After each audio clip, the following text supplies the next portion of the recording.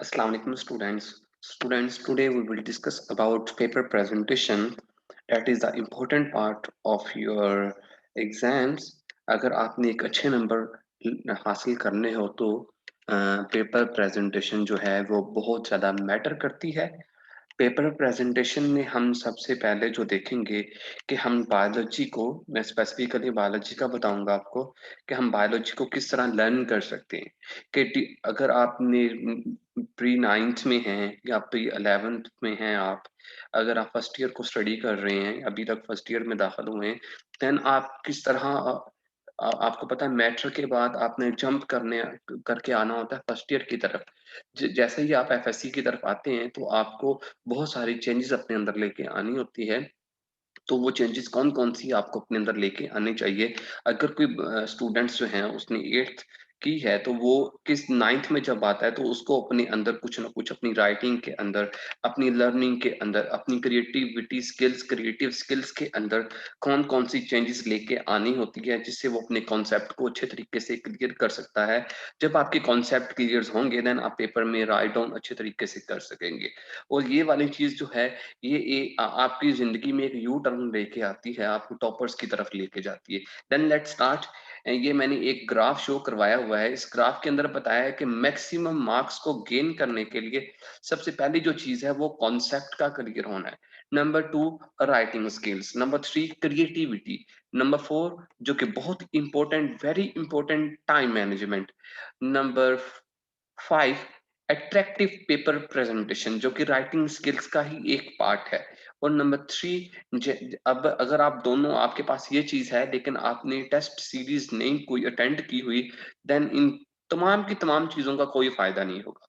जब आप इन 6 पैरामीटर्स को फॉलो करेंगे, इन 6 पैरामीटर्स कह लें या इन ब्रिजेस को, सीढ़ियों को चढ़ेंगे, देन आपके मैक्सिमम क्या मैं कहता हूँ 60 आउट ऑफ 60 नंबर आ जाते हैं। और ये प्रैक्टिकली यानी कि प्रैक्टिकल प्रूफ है। और प्रैक्टिकल प्रूफ का मतलब है कि मैंने खुद स्टूडेंट्स के ऊपर ये वाला कानून लागू किया था। तो उनके बहुत अच्छे मार्क्स आए थे। तो वो इधर बताने की ज़रूरत नहीं है कितने बच्चों के कितने आए थे और कितने बच्चों के कितने आए थे। देन आपको वीडियो सुन के ही पता चल जाएगा कि क्या वाकई ही इसमें कोई इन्फॉर्मेशन है आपके लिए या नहीं है। सबसे पहले हम देखेंगे 6 पैरामीटर में से नंबर 1 होगा जो है वो कॉन्सेप्ट है कि आप अपने कॉन्सेप्ट को किस तरह क्लियर करेंगे, आप लर्निंग किस तरह करनी चाहिए आपको। कोई भी सब्जेक्ट हो या बायोलॉजी हो स्पेसिफिकली, वो किस तरह लर्न करनी चाहिए।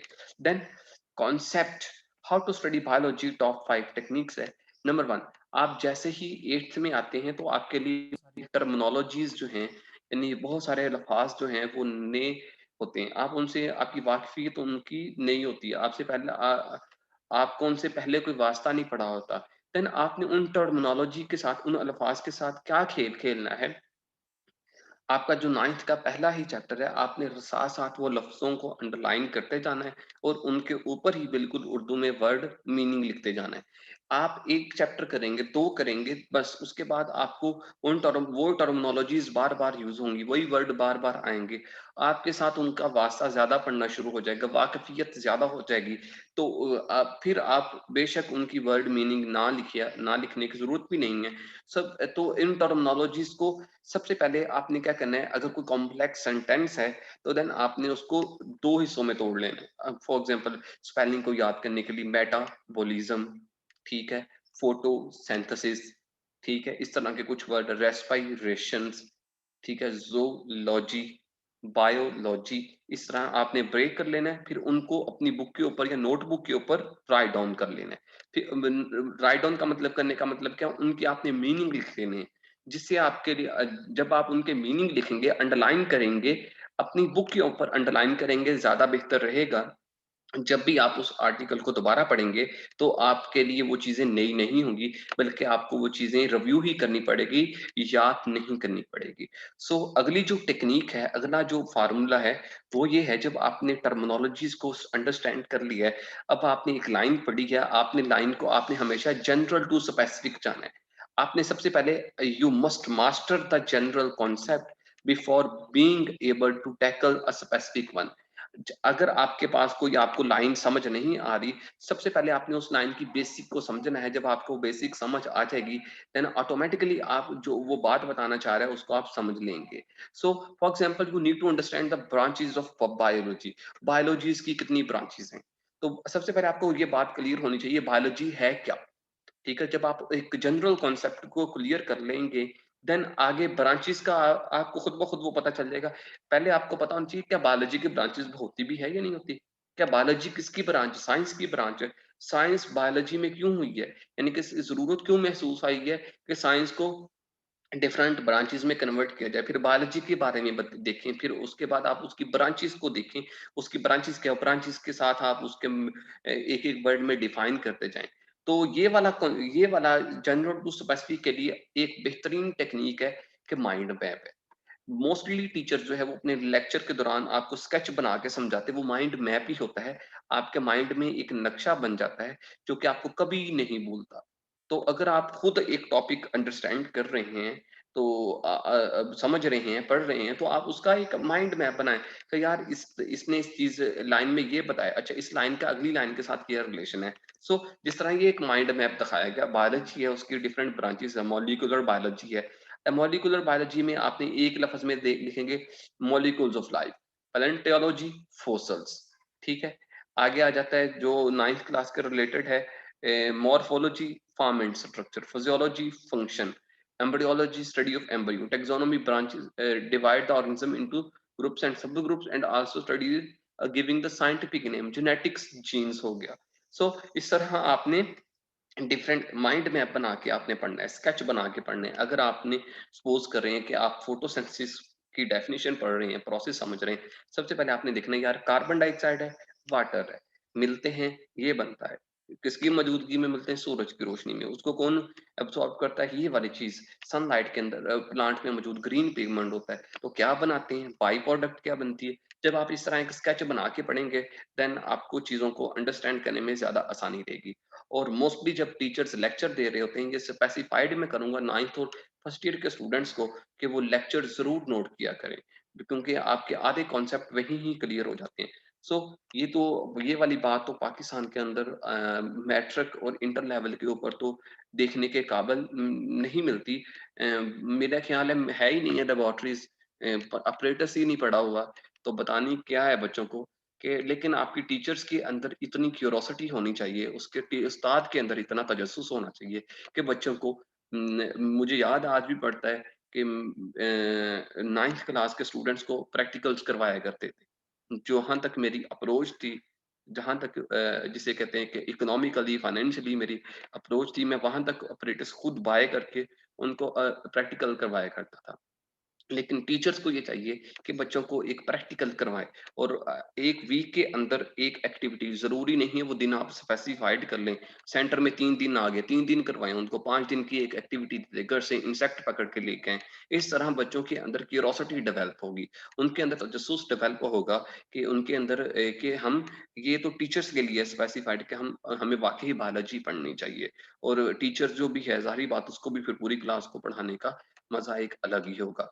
सो यूज द ड्राइंग, ये बहुत इंपॉर्टेंट है। अगर आपने बायोलॉजी में या किसी भी सब्जेक्ट में नंबर लेने, तो ड्राइंग आपकी पावरफुल होनी चाहिए, मस्ट है। इसके बगैर बायोलॉजी जिसे कहते हैं अंधा, चेकर अंधा हो जाएगा अगर आप ड्रा नहीं करेंगे। और अगर ड्राइंग बायोलॉजी में नहीं है तो ये बायोलॉजी अधूरी फिर रह जाती है। सो ड्राइंग करने के लिए आपको प्रैक्टिस करनी पड़ेगी। प्रैक्टिस जो है वो और पेपर में नंबर लेने तो ड्राइंग, जो भी डायग्राम है, जो भी इक्वेशंस हैं, तो आप उसको ड्रा करें।